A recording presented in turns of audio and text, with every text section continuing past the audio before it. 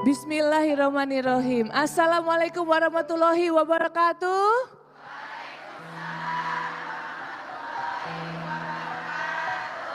Bunda, sehat semuanya? Baik, alhamdulillahirabbil alamin. Saya Paula Verhoeven kembali hadir lagi dalam program Kajian Hati. Baik, saya akan menemani kalian semua pemirsa di rumah dan juga para jemaah di Masjid At-Thohir Depok. Dan tema hari ini, pantaskan aku menjadi perhiasan duniamu yang kelak menjadi bidadari surgamu. Masya Allah, langsung aja kita sudah tidak sabar di Ustadz ingin mendengarkan tausiah. Ustadz Hilman Fauzi, silahkan Ustadz. Bismillahirrahmanirrahim. Assalamualaikum warahmatullahi wabarakatuh.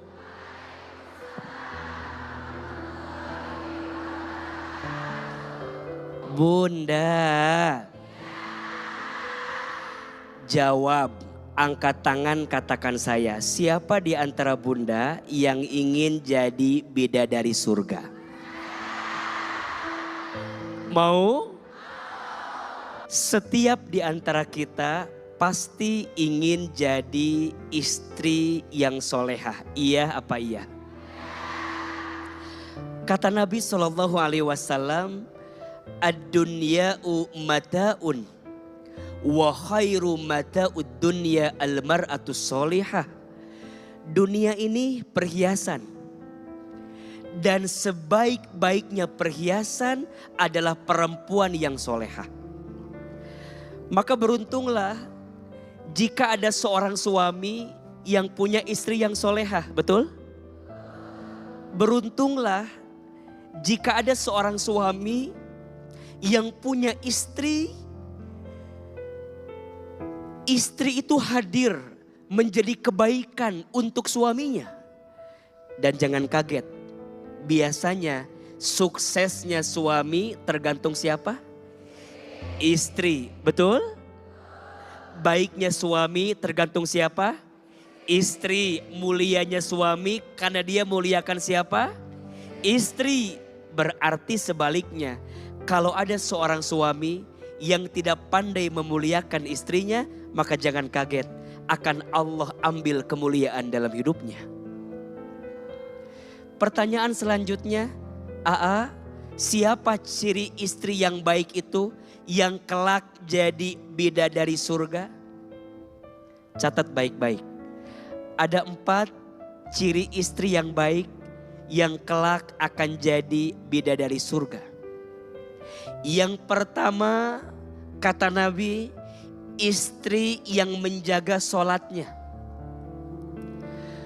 Maka bunda sayang, kita boleh kehilangan apapun, asal jangan pernah kehilangan Allah di hati kita, betul?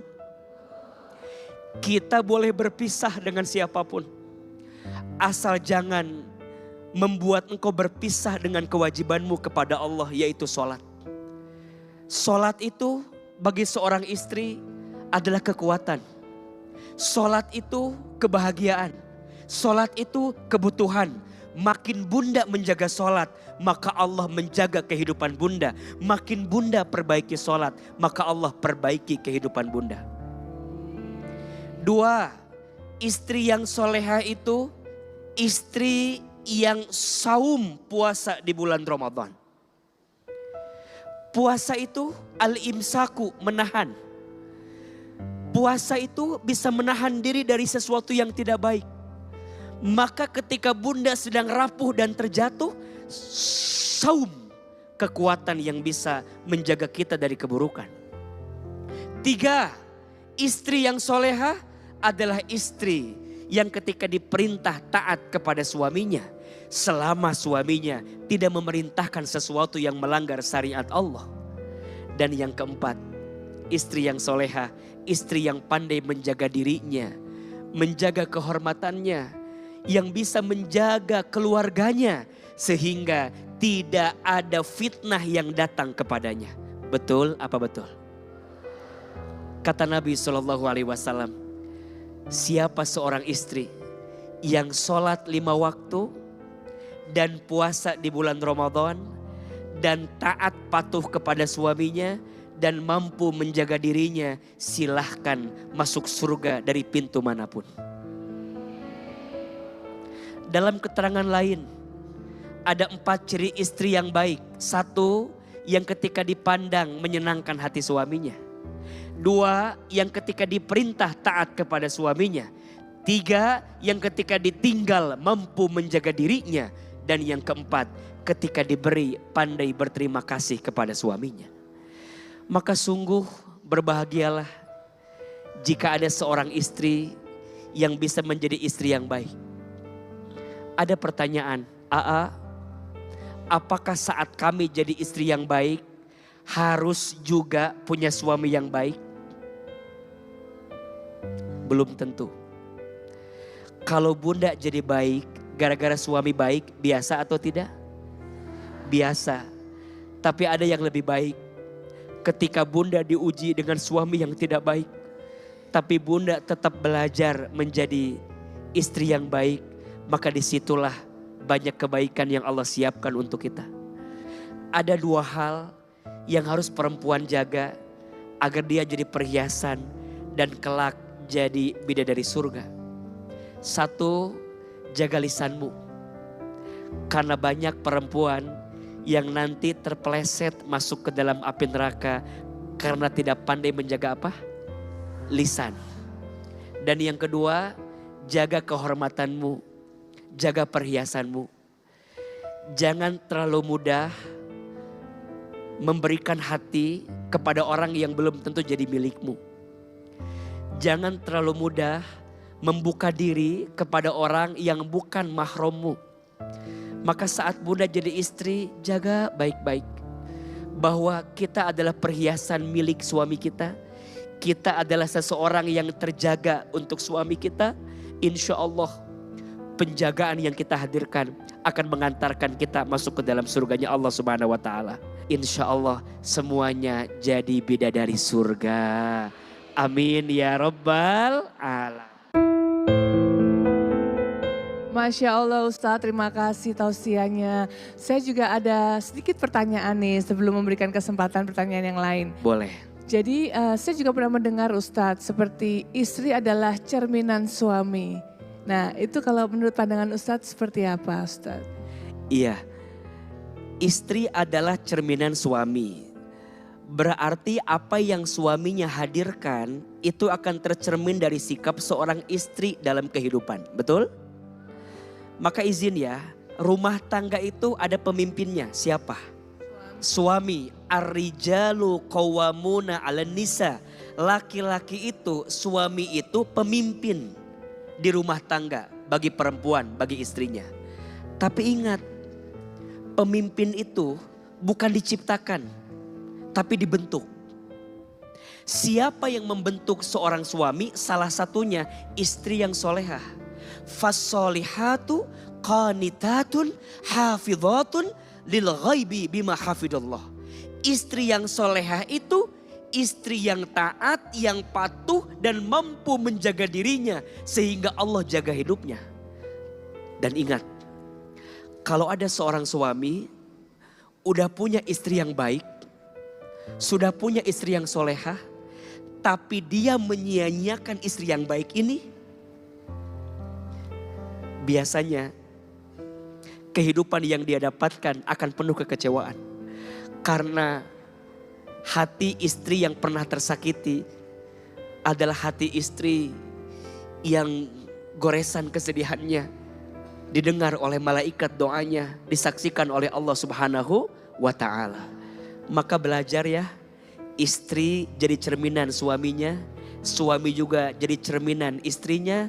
Maka kalau ada kekurangan pada pasangan kita, belajarlah untuk saling menutupinya. Belajarlah untuk saling melihat sebagai kebaikan di antaranya. Kelebihan pasangan jadi ujian syukur, kekurangan pasangan jadi ujian sabar. Jangan sampai kita lebih pandai melihat kekurangan pasangan, lupa kalau pasangan kita ada kelebihannya. Ya, ibu-ibu yang di sini lebih pintar melihat kelebihan suami atau kekurangan suami? Ya. Begitulah adanya. Jadi mulai hari ini harus lebih pintar. Ya, oke, pasangan kita ada kekurangan, betul? Tapi percayalah, pasangan kita ada kelebihan atau tidak? Lihat kelebihannya, tutup kekurangannya.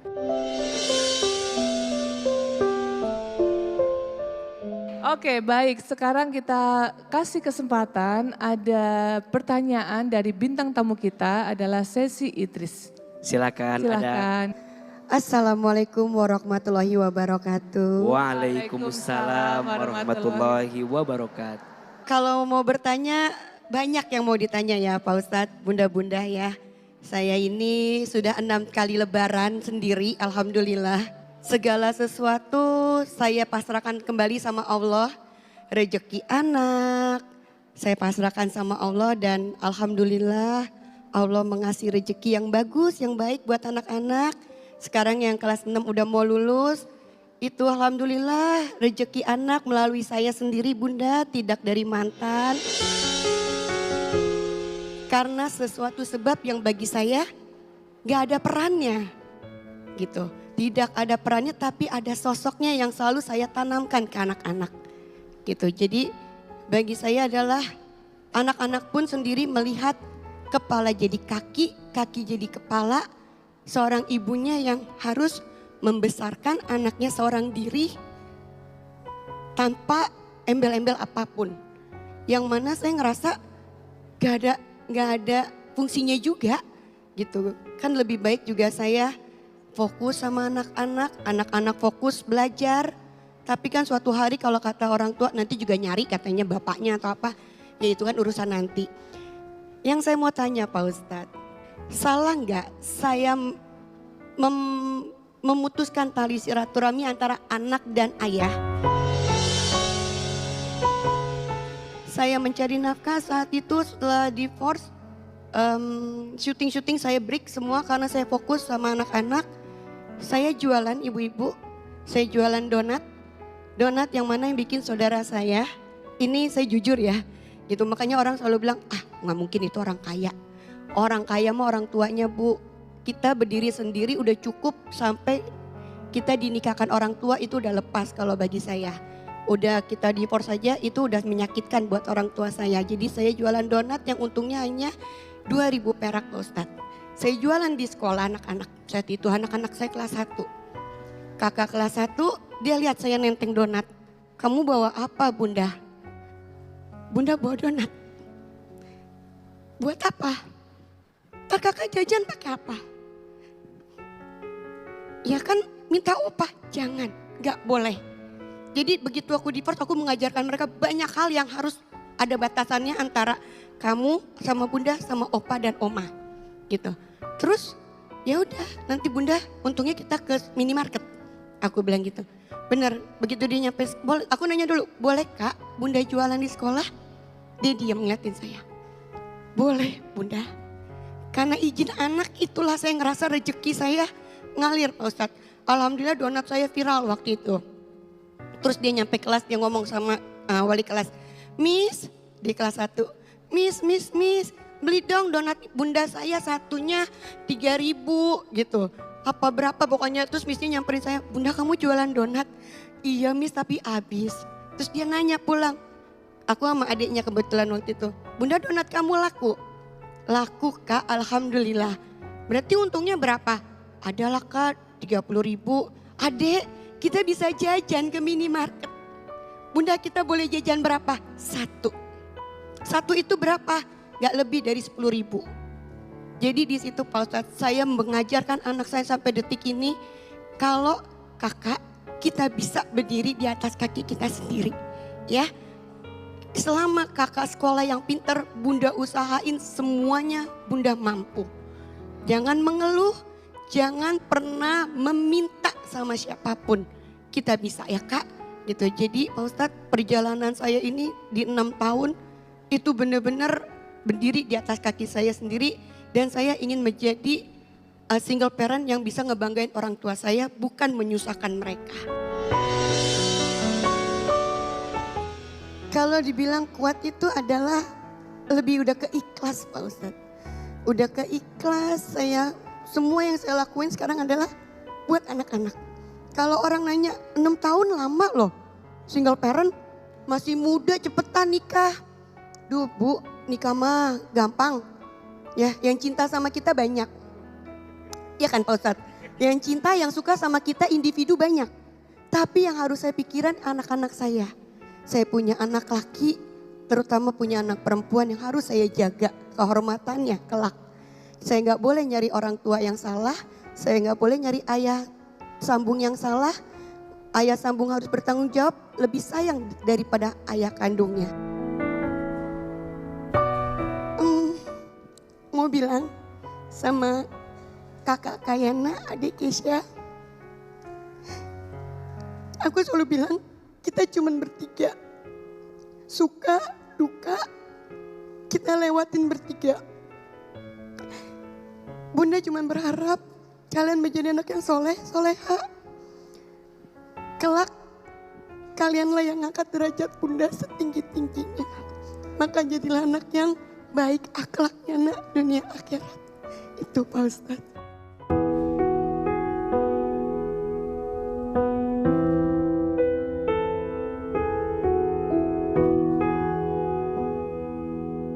Baik Bunda. Untuk semua bunda yang single parent di luar sana, yang gagal rumah tanggamu bukan hidupmu, yang gagal rencanamu bukan masa depanmu. Jangan karena satu hal yang pernah menyakitimu menyimpulkan bahwa hidupmu akan selesai gara-gara sakit yang kamu rasakan kemarin. Kak Sezi sudah membuktikannya. Kak Paula juga harus semangat. Jangan khawatir dengan yang terjadi ke depan. Karena Allah tidak mungkin meletakkan beban kepada kita melebihi batas kemampuan. Setuju? Yang kedua, jadi single parent memang tidak mudah. Kadang dia harus jadi ibu. Kadang dia juga harus jadi ayah. Tapi percayalah bahwa kerja kerasmu untuk senantiasa mendampingi anakmu, membesarkan anakmu, tentu itu akan disiapkan pahala yang terbaik di hadapan Allah Subhanahu wa taala. Barang siapa seorang ibu yang dia menjadi tulang punggung, izin ya, dia bekerja, dia habis-habisan, bahkan menghitam wajahnya, itu menggambarkan saking kerja kerasnya. Jadi kasar tangannya, jadi lelah tubuhnya karena mencari nafkah untuk memenuhi kebutuhannya dan anaknya. Maka lelahnya dia dalam memenuhi kebutuhan anaknya, Allah akan hadiahkan surga untuknya. Jangan lemah, jangan rapuh, jangan terjatuh ketika engkau harus berpisah dengan pasanganmu. Karena percayalah masih ada Allah yang menjagamu. Betul? Jawab yang keras. Yang ngasih rezeki siapa? Allah. Yang menggenggam hidup kita siapa? Allah. Yang mengatur rezeki kita siapa? Kita masih punya Allah. Kita boleh kehilangan apapun. Asal jangan pernah kehilangan Allah di hati kita. Lebih baik kehilangan seseorang yang menyakiti hati kita daripada kehilangan Allah karena seseorang yang pernah menyakiti kita. Betul? Dan yang ketiga, tentu jelas dosa jika ada seorang ayah yang tidak bertanggung jawab kepada anaknya. Mantan istri ada, mantan suami ada, tapi mantan anak tidak akan pernah ada. Karena pasti ada alasan juga untuk Kak Sezi kenapa menjaga jarak dari mantan suami yang mungkin tak bisa diucapkan, tapi harus ada kesempatan untuk membuka peluang itu. Tapi ya mudah-mudahan yang kita harapkan, yang selesai rumah tangga kita, tapi kebaikan sama anak kita tidak boleh selesai, betul? Kita boleh pisah sama pasangan kita mungkin karena gak cocok. Semangat untuk seluruh perempuan di luar sana. Amin. Ya Rabbal Alamin. Amin, Masya Allah. Semoga nih makin tercerahkan nih. Terima kasih Ustadz. Ini pun juga buat saya ya. Insya Allah kita semua perempuan kuat. Masya Allah. Itu adalah momen dimana momen titik terendah aku. Aku harus ngadepin anak kecil yang harusnya bukan menjadi takdir dia mungkin ya gitu. Aku bilang, Bunda sama Ayah nggak bisa sama-sama lagi. Bunda sama Ayah minta maaf. Aku tidak mengajarkan mereka benci sama ayahnya. Biar mereka yang punya rasa empati sendiri. Cukup aku cuma bilang, kalau di saat mereka meminta, nanti sabar. Minta sama Allah ya nak. Barangkali nanti rezekinya lewat Bunda untuk kalian. Pahala terbesar aku itu adalah anak-anak aku. Aku yakin Allah Maha Baik, Allah Maha Sayang. Tanpa aku mengeluh, Allah banyak ngasih hal-hal yang ajaib dalam hidup aku. Disitulah nikmat yang aku dapat dari Allah.